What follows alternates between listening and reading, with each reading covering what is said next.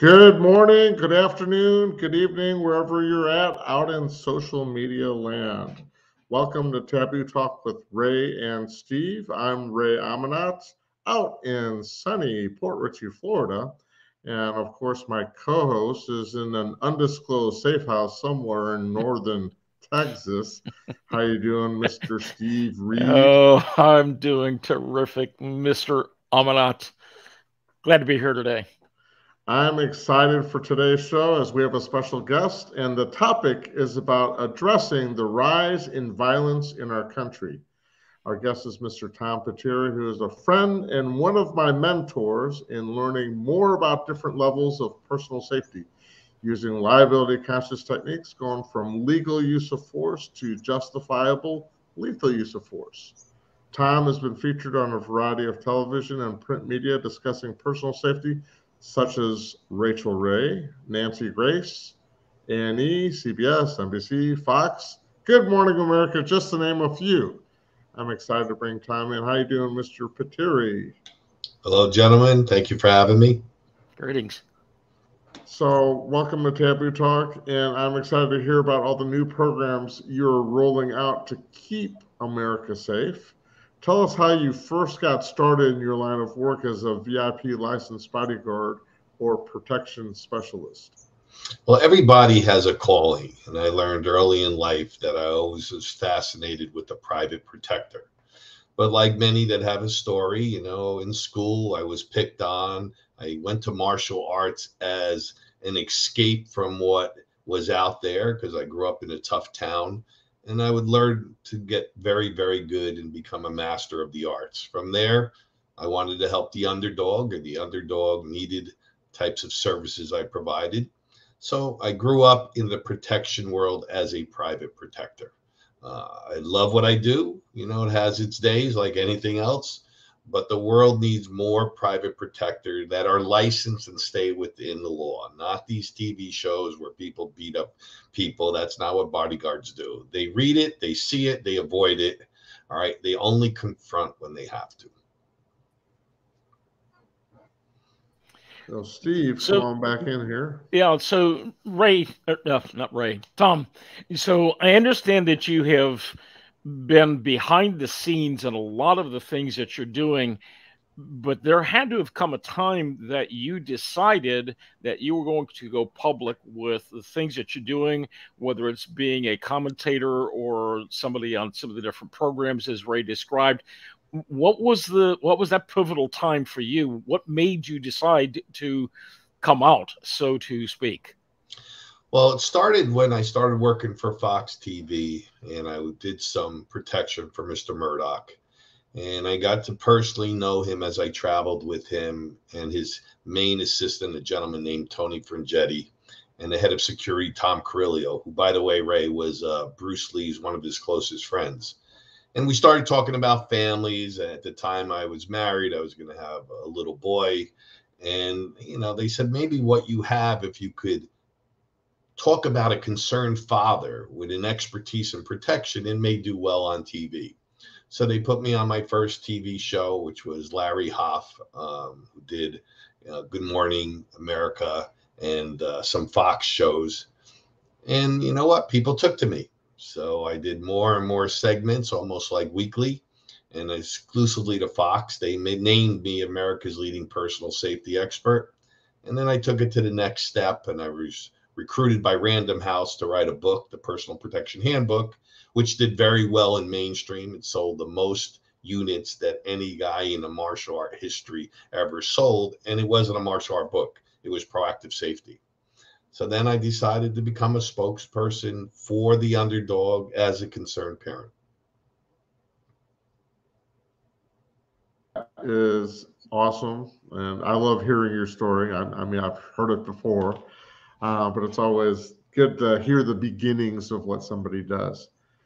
So, in the past few years, things have pretty much gotten rough for everyone in our country.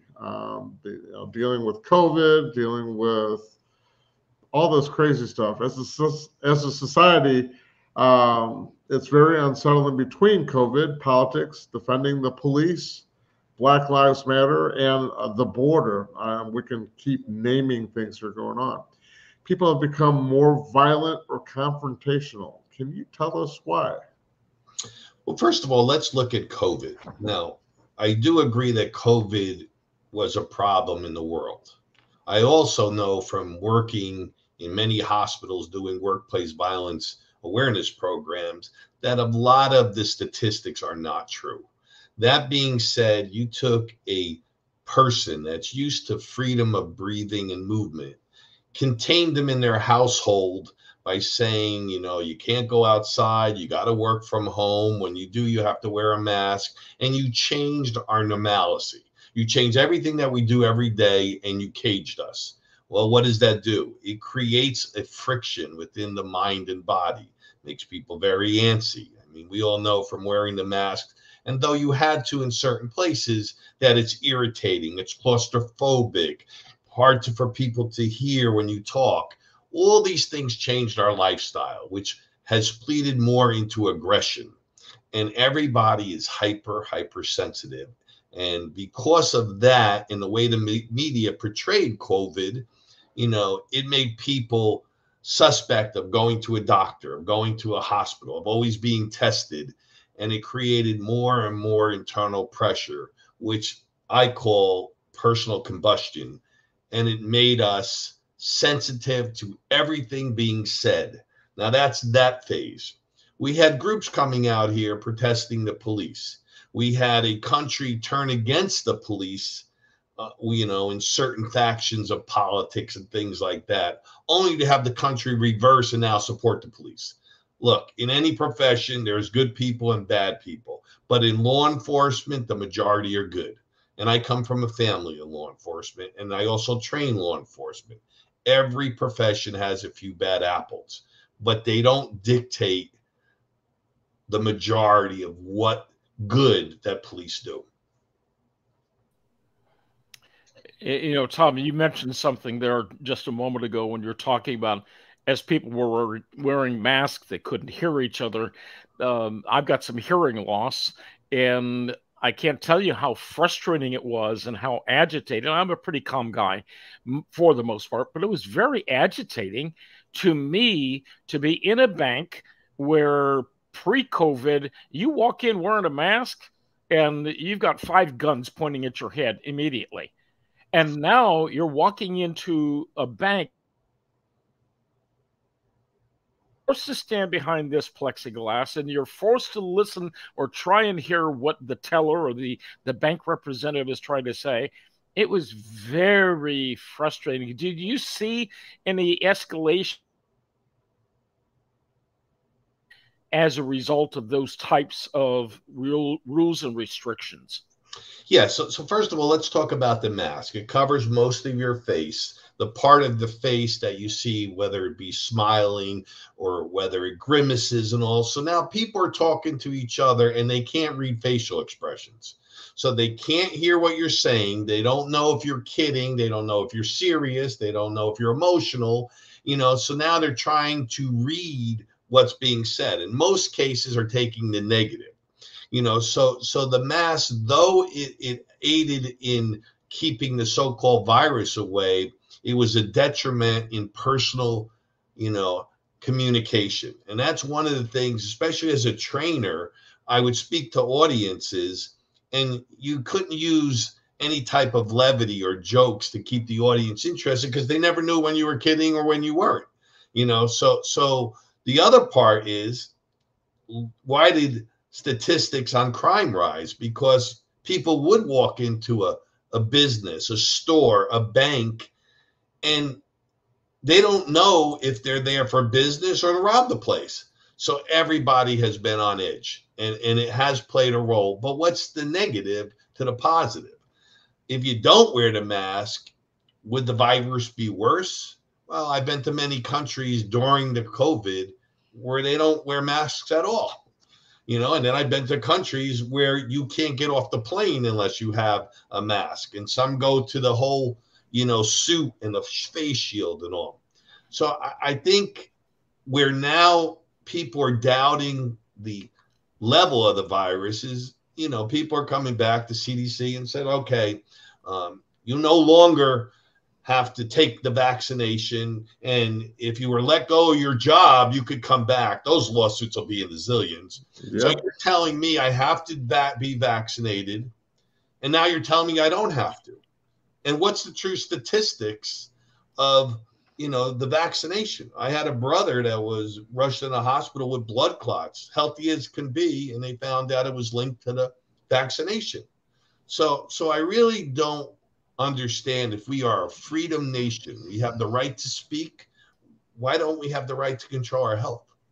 And that's where things went bad.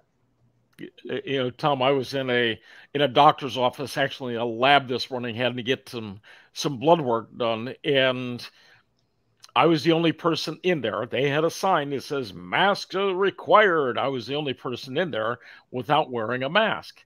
And the receptionist, she's sitting behind the desk. You got that glass partition. Thankfully, it was open. And she's calling my name to come up and talk to her. Well, I had no clue what she was saying because I'm like, okay, take the mask down, would you, please? And she did. She agreed, and she was very gracious about it. But not to get political, that's not my intent here, but I just saw a news report just a minute ago that the woman who is residing in 1600 Pennsylvania Avenue was just diagnosed as having a rebound occurrence of COVID. She had it over the weekend, and it's come back to her, but I thought they were vaccinated. Anyway, I'm just going to go on with that. So I want to change the subjects for a brief moment, Tom. I understand you've got a really cool device that you want to share with people that actually helps people be safer at home. Do you want to talk about that? Yeah. So my niece, when she was at college, constantly had people coming into her dorm and things like that. And I went to the college. I'm like, listen, I want to reinforce the door, do this. And the college, like, you can't do it. I'm like, why? Well, if you change one door, you have to change all the doors in the dorm. I'm like, why? He said, well, that's our policy. I said, well, I came up with an idea and I invented Safe Lock. It hooks into the strike plate. You shut the door, you press the little click button, and it's instant. It's an instant deadbolt.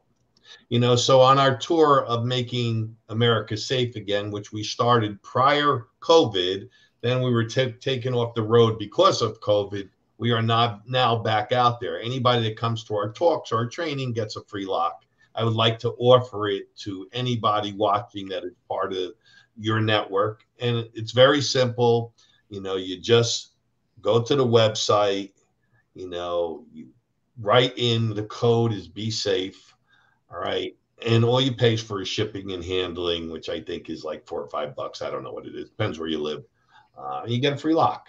Now, what I don't want is people ordering thousands of them. You're limited, because we've had people come to our website, like the lock so much, they go back on, they keep trying to use the code. You can get up to 4 of them. That's it.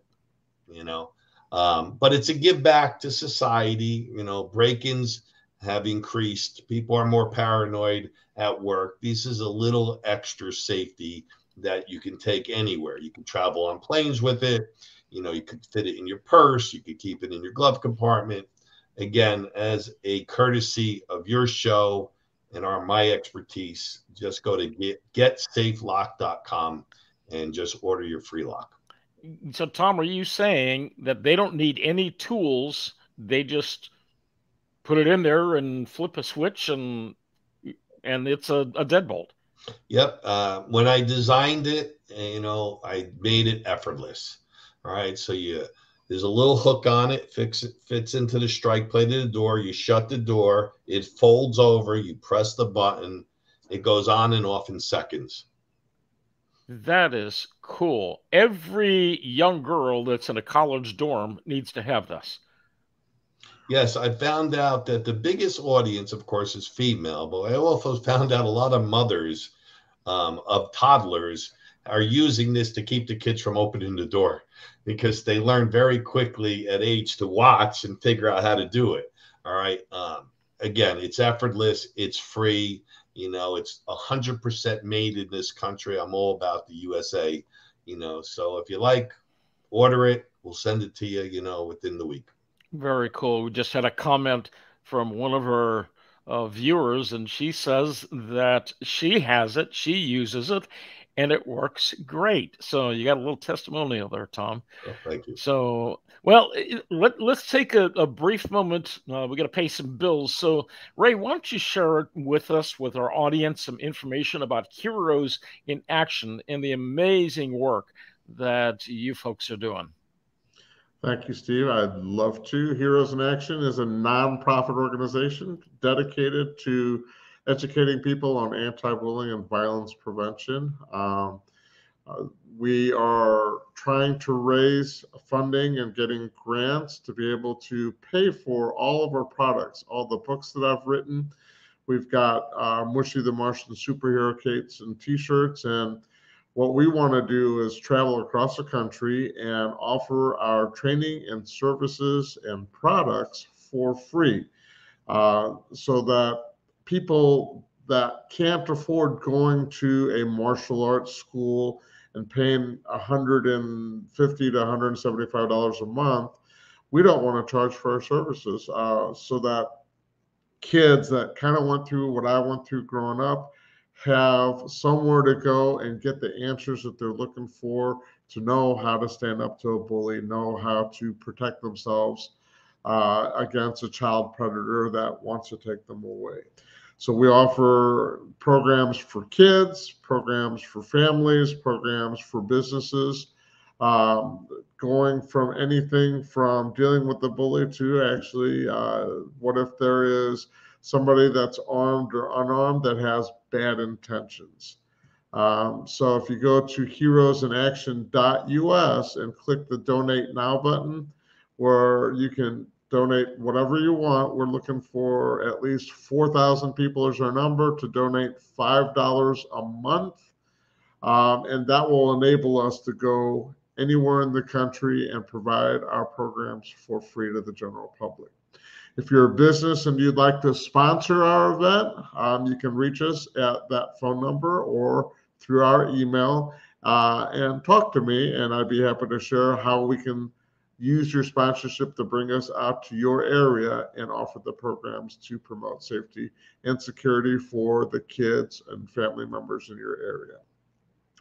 Steve, take the next question for our esteemed guest, Mr. Tom Patire. Steve, I'd just like to say something about Ray's program. I mean, I've had the privilege of knowing Ray a long time. He's a very talented martial art guy, but he found a way to help with the void in society. You know, we need more people like Ray, you know, and myself that are out there preaching the word of safety, you know, under the concept, you know, need to know basis. And I think Ray, because he's a nonprofit, needs for the people out there that donate to different things and not sure where their money goes to finally know that, you know, here's a guy that's accountable.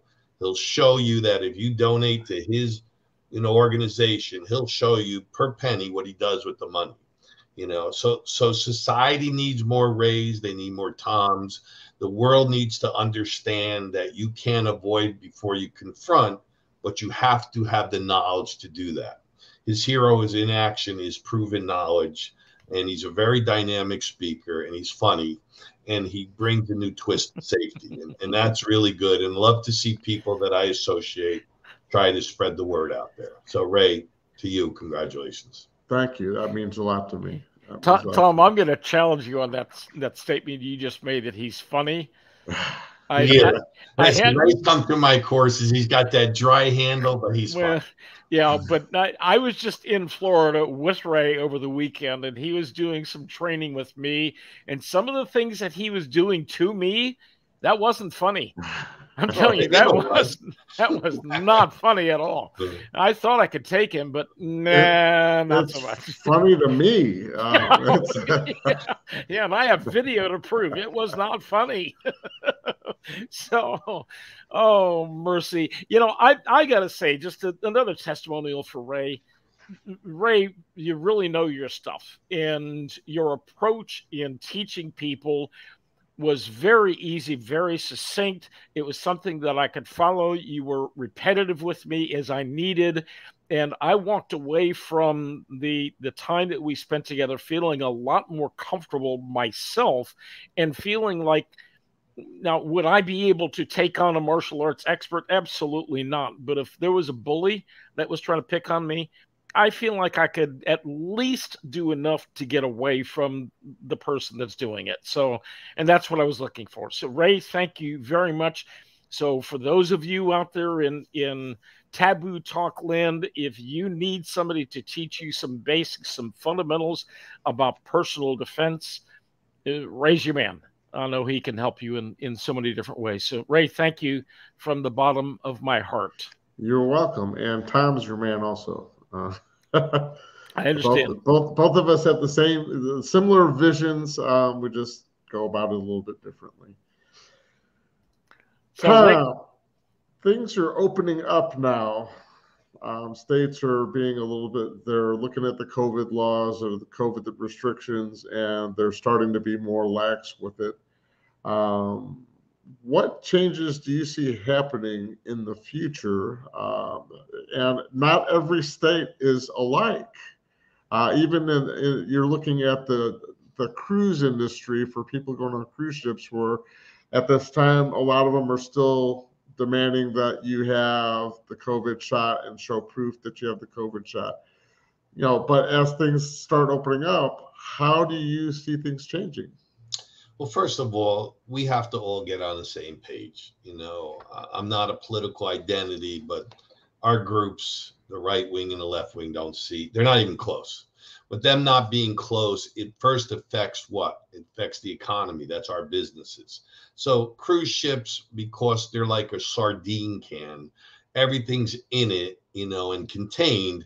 It is a haven for spreading diseases. I mean, you've read about, before the COVID, about bad food or viruses or things. So I don't know if that's ever going to change, but I do see in the training world now that we could go hands-on. We can put 2, 3, 4, 500 people in a room to train them, when before it was all by Zoom. And you get no effect of talking to several hundred people on Zoom because they're playing on their phones or eating their lunch or talking to their neighbor. When you're in front of them, you really get to, as you know, Ray, as a speaker, you get to change and implement things to make them all stay interested.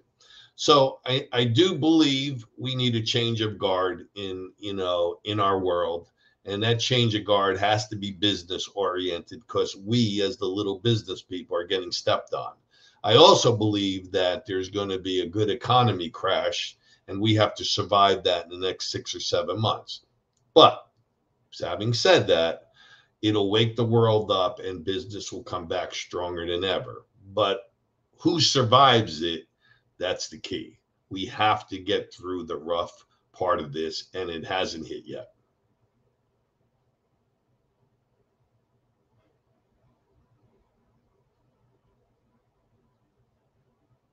It helps if I unmute myself. You mentioned a couple of times some things about politics, or we've talked about politics. How does politics play into this whole big scheme of personal safety and what's going on in both the United States, but really around the world? How do you see politics playing a part? Well, it's different around the world, because different countries do different things. Here in the U.S., one of the issues is staying in power, whoever it may be. So they slight what they say to stay in that position or to keep their party, as the majority. But that doesn't help the everyday person. Nobody understands, unless you're in mainstream America, what to do to survive mainstream America. Somebody sitting in a political identity that's basically bulletproof from the harm that's out there doesn't understand what's going on. So whoever may be the next president or who's in control of this country, and I'm not a mind reader, I don't know who will be, has to have business sense and common sense. And they have to know how to help the everyday Joe. Otherwise, our country will be the circuit divide. We'll have ongoing issues. More of these movements will come out. They will target the wrong people at the wrong time, and it's going to hurt the business as a whole and the economy as a whole. Talking about business sense, we're going to pay another bill here, Tom, so bear with us. Sure. We were at a conference for LifeWave. Steve had invited me to go to Orlando with him for the LifeWave conference. And this business model and the inventor of everything blew me away. And I'm going to let Steve talk a little bit more about it. Well, thanks, Ray. The company, again, is LifeWave. The company's been around for almost 20 years. The inventor of all of the products, his name is David Schmidt, and he was an electrical engineer, and he recognized the power of light in a lot of different ways. And he developed a process where you could enhance things. I'm going to turn this off for a brief moment. You could actually capture light or reflect light back into your body by applying this simple little wafer thin patch. Now, what I'm holding right now is a patch called the X39 patch. And what it does is it stimulates a copper peptide, reflects it back into your body, and tells your stem cells to start working again. So it's reactivating your stem cells. And what are some of the benefits that you get from the activation of these stem cells? Well, there are a lot of different things, but some of the things that you're going to see are things like faster wound healing, rapid pain relief. I can attest to that. I had multiple surgeries last year. And the first surgery I had, I was on painkillers for about 10 days after the surgery using this X39 patch. Shortly thereafter, I was only on the pain meds for about 3 days. So rapid pain reduction, reduced inflammation. It's going to help you support faster wound healing, give you better mental clarity, actually enhance your sleep so that you can feel better all the time and wake up really refreshed. So I have no issues sleeping these days. It is an absolute blessing. So if you'd like some more information on the X39 or any of the patches, I'm happy to visit with you and share some of the different insights. These are just a few pictures of some of the different things, some of the powerful things that are going on with the wound healing and rapid recovery. Here's a young fellow who's 12 years old, has got his finger caught in the door, cut the tip of his finger off. His parents scooped up the fingertip, rushed him to the hospital, insisted that the doctors in the emergency room sew it back on, and in 2 months he had full function of that fingertip. So those are just a few things. Here's one where the X39 enhanced the collagen levels in her face, and as a result, she looks younger on a day-to-day basis. So if you have issues with pain or you want to feel better, feel younger, I would love to visit with you. So reach out to me and let's see if we can't put a plan together to help you reverse that aging clock. Ray, back to you. All right, thank you. And Tom, I got a question for you for our viewers. Can you describe to our viewers some of the different programs that you offer, like CDT, Training for Life, Nurse Safe, and Work Safe? And don't forget to talk about your Safe Lock again, because we want to make sure our viewers go to the website that we gave and get a chance to get this for free, but just pay for shipping and handling. So I'll give you a brief on the program. CDT is a program on de-escalation. All right. As we see, many groups, law enforcement, security, even employers of major companies are under fire for, aggressive force. And force can be de-escalated many ways. One could be avoidance, 2 is verbal de-escalation, and 3 is what we call soft-handed control type techniques. If you put your hands on somebody, and I don't advocate that, but if you do, you have to do it in a way that is liability conscious. Because if you're going to override someone's personal control, you have to take care of them. So hospitals across the country and Fortune 500 companies that employ security-based people and law enforcement, who's always in spotlight, need programs like this. I started in 1992 when I, started my executive protection company, and it was really made for my own people.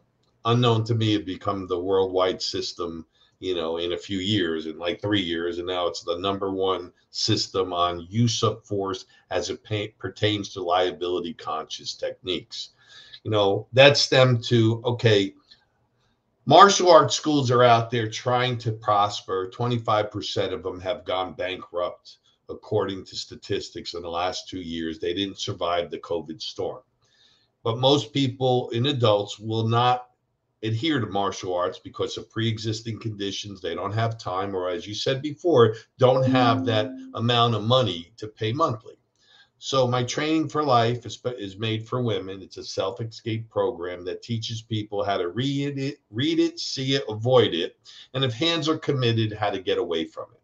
It opens the doors for the what if questions of, okay, what if it's this? What if it's that? That's when you have to take the next step and go to a martial arts school for ongoing training.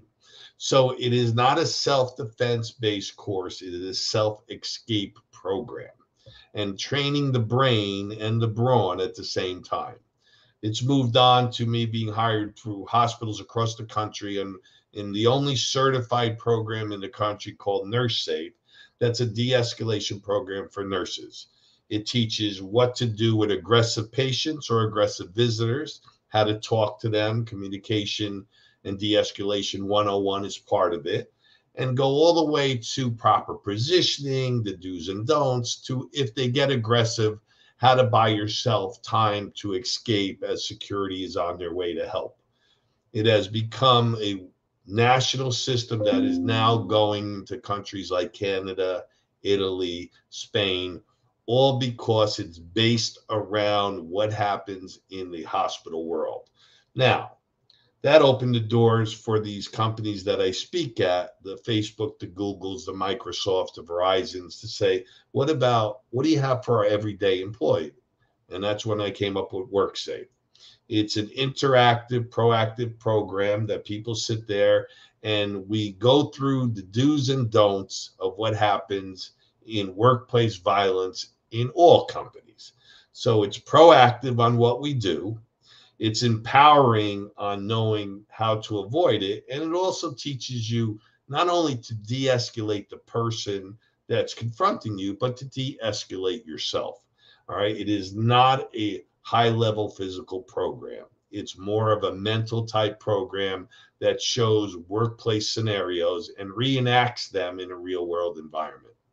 So we have branded ourselves in safety to fit the needs of not only what people want, but corporations, and also what the lawyers behind the corporations will allow you to teach. All right, they're not going to have a guy like me to come in there and teach them Navy SEAL stuff. It's not going to work like that. But they will allow a guy like me to show how do you avoid before you confront, and do it on realistic statistics that happen in workplace areas. Tom, you've got one other thing on your website. That's the Memory Enforcer. Can you tell us what that's about? Yeah, so I've been contracted to write a book on one of the top enforcers that is in America.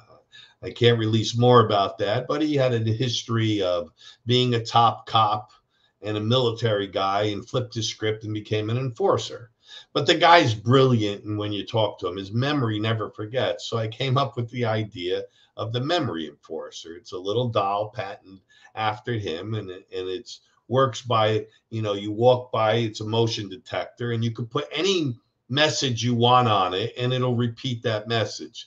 So a lot of people that are buying them are buying for their spouses, and they put their, what they want them to do for the day, and they put it in a spot in the kitchen or by the bed. And when they get up and, they walk by, it has a mob voice. Hey, I'm talking to you. And it tells you the message that the person left. Don't forget to pick up the milk, or take the car for, a wash, or pick up the cleaning. So it's become a gag gift. We sold a ton of them during Christmas. and a lot of people just buy them. Just, you know, it kind of spooks. Everybody's into the mafia world. I mean, you see all these podcasts with, you know, Sammy the Bull and people like that. So the memory enforcer came out way after that, but it's a fun gift, you know, and it makes you an offer you can't refuse. And that's the concept. I love that. An offer you can't remove. That's fun. I'm sure that's going to be a great giveaway. So, all right. So, Tom, let's get back into some of the serious stuff. With all of the things that are going on, and you mentioned a few minutes ago about you know, for years police was respected. Now they're disrespected. Now we're moving back, and the pendulum is swinging back the other way, and we're getting into police being respected again. How do you see all of the politics going on with that aspect of things? Do you think the use of force policies that are in place with most police departments, do you think they are appropriate? Is it too much, too little? What do you think the best approach is with the use of force policies? Well, first of all, let's talk about the media. I mean, the media highlights the negative of police officers more than the positive. And don't get me wrong, there's innocent people that lost their lives, and those type of cases should be spotlighted, but there's a lot of good that the police are doing. They also should be spotlighted. We call ourselves the United States. What is united on use of force in one state to another? Absolutely nothing. If the federal government came in with a system of A, B, C, D on force, on the way to do it that every police officer, every law enforcement officer had to follow by the book, and if done so, was backed up by the federal government legally and liability based, things would be different. But each state, county, municipality, law enforcement organization does their own thing. I've taught at many academies where, you know, in the federal academy, you're allowed this. In the state academy, you're allowed that. In municipality, you allow this. And none of them are on the same page. You know, also, they're not educated on force. You know, some are teaching systems, you know, that doesn't cover the spectrum, that may link to more violent aspects of force in the first level of force, which you know you have to control or restrain. Others linked to, you know, choke outs, vascular restraints, artery strikes, which done wrong can kill people. So I think we have to get on the same page. We won't, but we have to. And that will only come when the federal government creates a national federal use of force system that is viable and viable for all to use. I agree. When I was in St. Louis, I was a police commissioner for it was a board of commission for the city that I lived in. And talking to police officers that were trying to get hired on with our department that were coming from other departments, every department had their own use of force continuum. So nobody was on the same page whatsoever. Some of them wanted expandable batons or ASPs. Some of them wanted the pepper spray. Some of them solely wanted to use your tasers. But none of them were on board with the same policies or procedures for dealing with a combative subject. So yeah, I think there should be a way to get all departments to communicate with each other and train with each other in the same format, so that regardless if a police officer goes from one department to another department, the training and everything is the same. That skill set goes with them. And I think they would be better community policers than what they are now. And also, we do things in reverse of society. And here's an example. The average law enforcement group or organization will qualify at least twice a year with their handgun. And yet statistics prove they use it less than 1% of the time. They use their hands the other 99% of the time. And most departments, and I say most because there's a few that are on their game, don't ever requalify in defensive tactics after they leave the academy.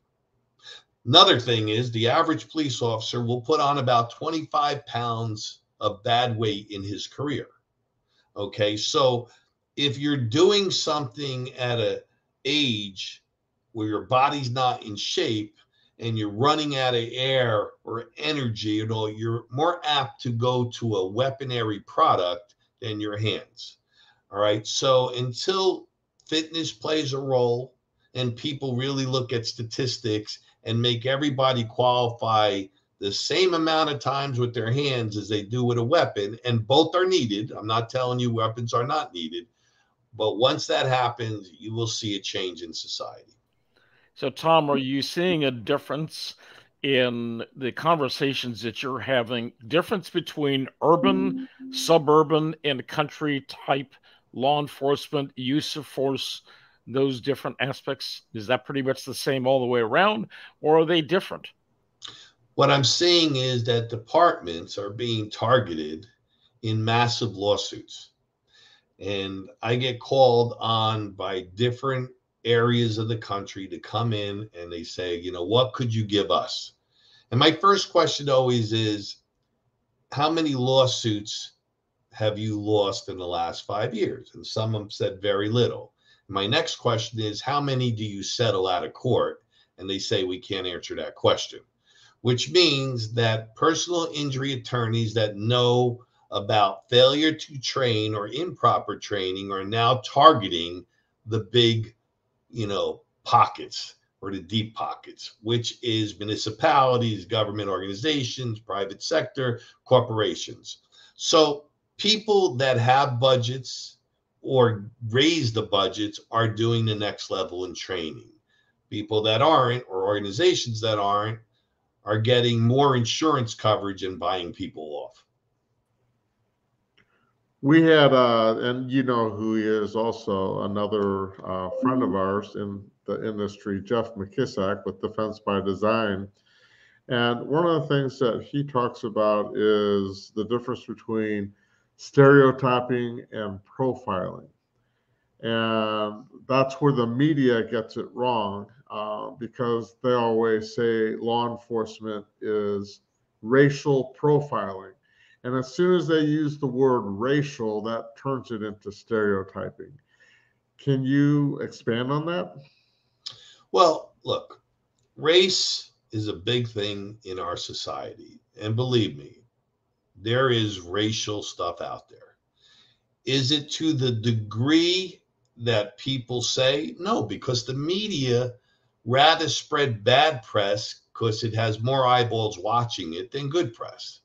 But freedom of speech, like we're doing here, allows us to say whatever we say. If you circulate throughout the country on use of force situations in law enforcement security, you're going to find it's not just one-sided. There are just as many incidents in the, white Caucasian world that it is as the proud black, Americans. But when it's white versus black or black versus white, it's something to talk about. The answer lies in the training. The training lies in the people that make the decisions. The decisions lie in who we vote in at the time and who has the backs of the people in the public sector. And there always will be a circuit divide. There's always going to be one group more powerful than the other. But like I said before, and you know this, Ray, from being in the arts, there are a lot of great martial artists that are teachers. There's not a lot of great martial arts systems, because martial arts systems are different in the aspect of what they're made for. So you can't take a traditional or an aggressive out of the country system and say, okay, law enforcement should use it. You have to take those techniques, fit the use of force policy, make sure they cover the aspect of personal well-being, subject safety, and liability, and go to it. It's never going to happen because the people that make the decisions make them because of relationships, not because of knowledge. Are you saying also, Tom, that politics and the cancel culture are playing a big part in this as well? Yes, I'm saying that the wrong decision costs you votes. The right decision puts you in the majority. Now, the right decision doesn't mean it's the right thing for public sector, especially like law enforcement. It means that who's ever going to get you in power is the decision you make. Everything is slanted no matter what. Don't ever kid yourself. I've done protection my whole life. I've been behind the scenes of major political meetings. I listen to what goes on. And it's how do I get the most votes, not how do I protect the innocent person. Yeah, so Tom, we just recently, I say recently, several months ago, we had the shooting in Uvalde, Texas, down in South Texas. There have been shootings in Florida, and I mean, just all over the country. Are you seeing political choices or decisions being some of the problem in these things and preventing those sorts of things from happening going forward? So what I've seen, and I've done protection at a lot of these events where these certain movements go against, law enforcement, whoever. And sometimes the protests are right on. They should, because an innocent person died. Sometimes they're worthless. And I see that politicians will say what they need to say while the camera's on. And when the camera's off, be a whole different person. All right. So they're catering to the eyeballs of votes. That's what they're catering to, So one day they're against the police, one day they're for the police, one day they're defunding the police, one day they're, funding the police. Again, I think a neutral committee that's raised of law enforcement, everyday Americans, legal people that can oversee everything may be the difference of what goes in the courtroom and what doesn't. But the media is always going to go for the aggressive negative before the positive. So, Tom, we're starting to wind down. I've got a couple of other things. I know Ray's got some other things also. Sure. But one of the things that you sent us was, it looks like this is a newsletter that you've got. Is this something that people can subscribe to? That actually was a Tom's Tips DVD that I gave out on my tour a couple of years ago. When I send out a safe lock, if people want it, I actually give them a copy of the DVD. I know. So speaking of safe lock, we're going to go ahead and show that one more time. So that is a pretty cool device, and that is a fabulous offer that you're giving to all of our listeners. So thank you very much. And I understand you've got some contact places where we can reach out to you as well. Let me put those things up as well. And let's make sure that people can be able to get in touch with you after the fact. What is Slot Slayer and One Invisible Mask? What are those two things? Okay, well, first of all, if people are interested in hearing things, our ongoing safety stuff, just go to Instagram, official Tom Patire. The One Invisible Mask is a client of mine that came up with a device that you hang on your lapel or wear around your neck. It weighs a few ounces. It creates an ionized field that not only blocks all of COVID and the new viruses, but it blocks allergies and things like that. It's going to be the most ingenious thing that's come out in the world thus far that will prevent us from wearing those masks. Slot Slayer was something I created as a fun thing for all the people that want to get involved in fun sponsored events. I call it Slot Slayer because it's all the events are based out of casinos and they're all free. They're all sponsored events, but they're theme parties. Like our next party is Mobbed Up Mania, where we take everybody back to the 30s or 40s. It'll be somewhere on the East Coast, and then we'll be hosting something next year in Vegas. But they're all fun things. My information, tompatire.com. If you're interested, just look at what we have. You can email me through there, and I'd be more than willing to give you information on this. So what are some of the new things in your plans in the upcoming future, Tom? Biggest thing that I'm trying to do is educate America on how to stay safe through non-confrontational means. Both you and I know, Ray, from being in it, that we all talk about the training on how it works. But if you meet a nasty person that grew up on the streets, that doesn't care about their life or doesn't care about their assets, they're going to be on the active side of attacking, and you're on the reactive side of defense. and active is faster than reactive. So, my biggest thing is for people to understand the new type of threat, to see it, read it, and avoid it. All right. It doesn't happen like you think. And in movies, all the heroes get a second chance. In real life, you only get one. And that's why I go by the saying, safety first, because you may not get a second chance. And that is the truth. Yes, it is. Yes, it is. Definitely. Steve, you got anything you want to add before we? I really appreciate all the information, Tom. We could go on for hours, but I know you can't. But I just want to say thank you very much. With the information that I got from Ray this weekend, this is just reinforcing that information that I got. So I can see why you guys have gotten along so well in the past. You're two peas in a pod. And I really appreciate your mindset. It's opened my eyes to the things that I need to be aware of. I'd like to say one thing about your taboo talk. Whoever is listening, whoever becomes a guest on the show, be honest to the show. Talk sincere about what you believe and give your opinion. Everybody has opinion. Ray's out there, Steve's out there. You're putting yourself out there, guys. And when you do that, expect what I've gotten all my life is people that think they know more or to target you. The difference is more good people will see the good in your show than the negative Nellies. Yeah. I never look back. I run my own race. I look forward and I make a difference. And you guys are doing that, and I commend you. Thank you very much. Thank you.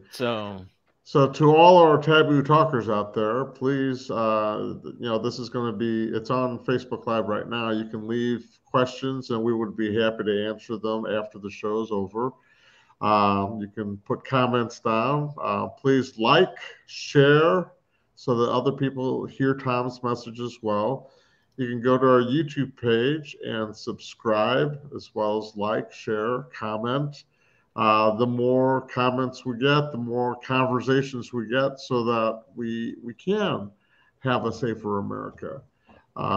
Thank you, Tom, for coming on our show. Steve, as always, thanks. Next week, you want to talk about our guest? I'm going to be seeing a doctor, so I will have a fill-in for our show next week, which is my vice president of Heroes in Action. She'll be stepping in for me while I go deal with some doctor issues. But what's next week's topic, Steve? Well, I'm just really hoping for the best for you with the lobotomy next week. I know, I just know. Anyway, Ray, you will be missed next week. I promise you will be missed. But I'm looking forward to having Debbie as our co-host next week. But I'm just excited about what's going on.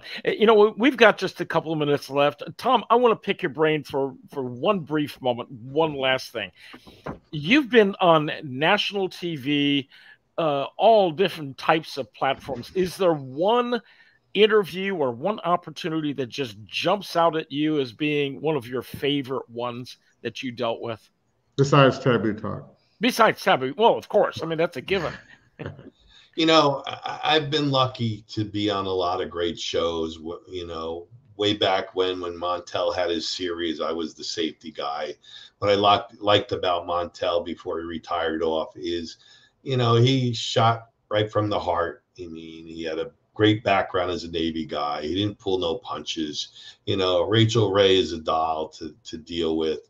All the other groups that I've been on, especially all the Fox family who has me on all the time, they're all good. I mean, I do stay away from some shows because prior to that, they want me to talk about the negative. I refuse to do that. So, of course, I go head to head with the host on TV. And at the end of the day, I will never let them get the last word, because I'm not going to capitalize on an abduction or a school shooting or something like that. It's not in me. I won't do it. But like I said, negative press is better for the media than positive. Speaking of active shooter, let's hope that what we do, Ray, you and I, and the other great people out there, that we finally get a handle on this active shooter, because they're 100% successful on hurting good people, and that's got to stop. Absolutely. Well, Ray, as a follow-up to what you were asking a minute ago, next week's program, we're going to be talking about sex trafficking. And there's a woman who I met recently who is in the process of establishing a foundation. She is going to be building homes for women that have been rescued out of the whole sex trafficking industry. And she's going to be teaching them skills, helping them with educational things. And just in the few minutes that she and I've had a chance to visit, I am so impressed. I know everybody's going to want to learn more things about how they can help support her in the things that she is doing to help women feel safer and get out of this horrendous situation that sometimes they are forced into. So, Tom, any closing comments as we get ready to sign off? Well, people that are listening, listen, Ray does this as a nonprofit, and kudos to him. But nonprofits only work when people support them. So support him. Let's get Ray on the road. That should be your new show, Ray on the Road. And, let's help him out, because I certainly am going to spread the word. Very good. Thank you, Tom. Thank you, Tom. We'll Ray, see you guys. Are we done? Next week, yeah. I think we're done. So great show as always. Tom, thank you. Ray, Thank you.